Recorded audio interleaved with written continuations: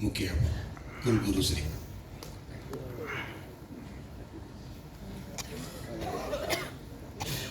પરમ આદરણીય પૂજ્ય બાપુશ્રી સાબુદ્દીનભાઈ, ભાગ્યેશભાઈ, ઉદનભાઈ ને આજે જેમને એવોર્ડ મળેલા છે એવા વદનભાઈ, પ્રેમજીભાઈ, ગોપાલભાઈ, પ્રફુલભાઈ, કાર્યકારી મંડળ, મંચની સામી બાજુ પણ કેટલા બધા મહાનુભાવોને હું જોઉં છું. ભાઈઓ બહેનો, મૂળ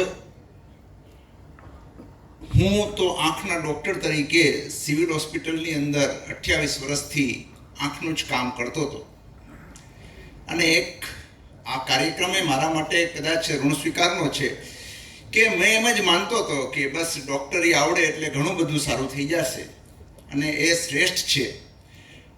પણ જ્યારે કોરોના કાળની અંદર કામ કર્યું ત્યારે કોઈને ખબર પડી હોય કે ના પડી હોય, મને મારી ખબર પડી ગઈ કે આપણે કેટલામાં છે.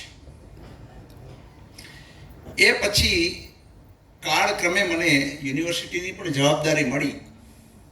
ત્યારે ઓલો ભાવ તો હતો જ કે આપણું કામને આપણે મહત્વ આપતા હોઈએ છીએ, પણ યુનિવર્સિટીની અંદર આવીને એવી કેટલી બધી વસ્તુઓની ખબર પડી કે તે ખૂબ જ જરૂરી છે. ને એમાં જ્યારે ઝવેરચંદ મેઘાણી કેન્દ્રની અંદર કામ કરવાનો વખત આવ્યો ત્યારે જ્યારે કાર્યકારી મંડળો અમે બેઠા હતા ત્યારે એવોર્ડ આપવા માટેના જે ક્રમો નક્કી થતા હતા ત્યારે મને ખબર પડી કે લોકોએ કેટલું બલિદાન આપેલું છે જે એક સૈનિકની સમકક્ષ ગણી શકાય છે. એટલે એમાં મેં કીધું કે જ્યારે એવોર્ડ આપો છો તે આ પણ સરસ છે, આ પણ છે, કઈ રીતના એવોર્ડ તો એકને જ આપવાનો છે વર્ષ દરમિયાન, ત્યારે આ કઈ રીતના નક્કી કરવું. ત્યારે એમાં હું નવો વિદ્યાર્થી હતો, વાઇસ ચાન્સલર તરીકે મારી જવાબદારી હતી. ત્યારે મને 1 મિનિટ માટે હું મૌન થઈ ગયો કે આ કઈ રીતના નક્કી કરવું. મેં મંડળની અંદર, કાર્યકારી મંડળની અંદર કીધું કે આટલા લોકોએ આટલું બધું સમર્પણ કરેલું છે અને ઘણા નામ તો મેં એવા છે જે મરણોત્તર છે. મેં કીધું આ બાબતનો પણ વિચાર કરવો જોઈએ, કેમ કે જ્યારે સૈનિક છે એ જીવે છે અને બહાદુરી બતાવે છે, એ શહીદ થઈ જાય પછી પણ એમની બહાદુરી એ ઓછી થતી નથી. આ બાબતનો અનુભવ અહીંયા આવીને મને થયો. અને એક ખાસ અહીંયા જે બેઠેલા છે જે લોકો, એ બધાને હું પહેલી વાર જ મળું છું. એ બધા લોકોના મેં નામ સાંભળ્યા છે, એ લોકોના ફોટાઓ જોયા છે અને આજે મારા માટે એ છે કે જે લોકોના મેં સપના જોયા હતા એમની સાથે મને બેસવાનો મોકોય મળે છે. પરંતુ એક સાથે આ મારો ઋણ સ્વીકાર પણ મારો અનુગ્રહનો એક ભાવ છે. લગભગ 2003ની આસપાસ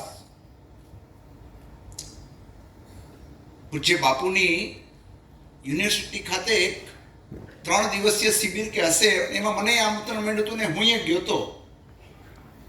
બાપુના સ્મૃતિપટમાં તો કદાચ હોય કે ના પણ હોય. ત્યારે મારી બાજુમાં બેઠેલા આવી જ રીતના અમે બેઠા હતા ત્યારે એક વિદ્યાર્થીનીએ બાપુને પ્રશ્ન પૂછ્યો. એમણે કીધું બાપુને કે બાપુ, અમે મેકઅપ કરીએ છીએ, લાલી લગાડીએ છીએ, વાળ કરીએ છીએ, બીજા નેલ પોલિશ કરીએ છીએ, ત્યારે અમારા વડીલો અમને મેકઅપ કરવા માટે વારંવાર ટોકે છે, પરંતુ જે સાધુ મહાત્માઓ છે એ પણ વાળમાં કરે છે, એ પણ ભભૂત લગાડે છે, એ પણ બધું પહેરે છે, તો એમને તો કોઈ કાંઈ કહેતું નથી. ત્યારે બાપુએ જે જવાબ આપ્યો એ દીકરીના મનમાં ગયો હશે કે નહીં, પણ મારો તો સોસરવા મનમાં ગજરી ગયો ને એટલા માટે મને હૃદયથી ઈચ્છા હતી કે હું બાપુને આ બાબતની અંદર મને ક્યારે હું થેન્ક યુ કહેવાનો મને મોકો મળશે.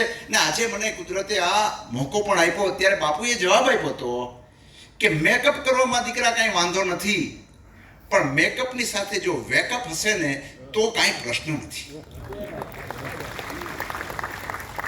બાપુ તે દિવસથી મને મારા દરેક મેકઅપ વિશે હું સજાગતા આવી ગઈ કે હું બોલું છું એમાં કેટલું છુપાવું છું. કેટલું નથી બોલતો, એમાં હું શું નથી બોલતો, કઈ રીતના હું સત્યને છુપાવું છું, એનો જે વેકઅપ કોલ છે બાપુ આપના આશીર્વાદથી એ મને મળી ગયો. અને મને એમ લાગે છે બીજા કોઈને તો એમાં ખબર હોય કે ન હોય, પણ મારું જીવન એને લીધે ખૂબ સારું થતું જાય છે પહેલા કરતાં. એટલા માટે આજે મને આ મોકો મળ્યો આપ સૌની સામે અને બાપુની સમક્ષ મને આજે થેન્ક્સ ગિવિંગ જે ઇવેન્ટ મળી એના માટે હું ઈશ્વરનો પણ હું આભાર માનું છું.